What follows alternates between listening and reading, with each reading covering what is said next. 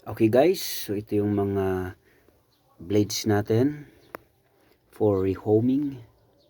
Yung iba dito is talagang pinasadya natin.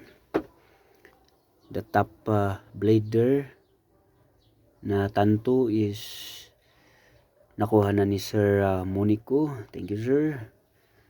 The second blade, yung top is gawa ni Gregorio Pinayan, 16 inches blade, hanggap o kaya pihlet. And ito yung binakuko na gawa ni Conan. Pinagawa natin ng scabbard na napakaganda, Duterte Legacy. Yan. Ito Nicholson file, USE, lefty siya. And ito gawa sa Batangas yung blade. Lagyan lang natin ng bahay dito. Yan, so burl, reason burl yung handle. And ito naman thrower, pero dagger ito, dagger gawa ni Salvi Chantal. And ito yung kukuri galing Nepal, authentic po yan. Yan, so 6 inches chitlange kukuri, so nasa 1/4 inches yung thickness niya or more.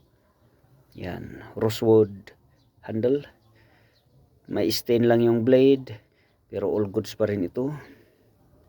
Okay, may mga folders tayo dito. Yan, folder na gawa ni TK. Tapos ito, ano to, dagger din ito ng muro. May kunting kalawang lang pero hindi pa to nagagamit. Okay. Ito kitchen knife na stainless. Stainless steel. Forge nga lang siya pero stainless steel yan. Binihisan din natin ng bahay niya. Okay. Ito, hindi pa nagagamit yan. Gawa rin ni Tidibor. TK. Small cleaver. Ganun yung size niya sa kamay. Yan. Kydex. Tapos ito, 2-in-1 natin. Medyo may issue lang ito. Yung knife niya may bungi. Pero makukuha yan sa hasa. Mga gustong maghasa-hasa. Saka ito, Dikanal. Dikanal na binakuko ito. Gawa ni Hilbert Vito ng Agusan. Yan, VB. So, double kanal yan. Maganda yung corona handle niya. Okay. Ironwood. Yung kaluban. Tapos ito, one of the first projects natin. Gawa ni Bicol on Blades. Hinaloy-hoy. Minasbad hinaloy-hoy. Barayong wood scabbard. So, noong July 2021 pa ito. Okay.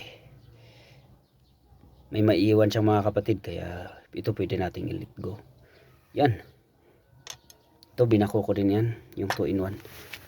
Okay. So, sa mga gusto, message lang niyo si Gmark B-Boy. Shipping from La Trinidad Benguet through GNT. Payment first policy pa rin. Thank you, thank you.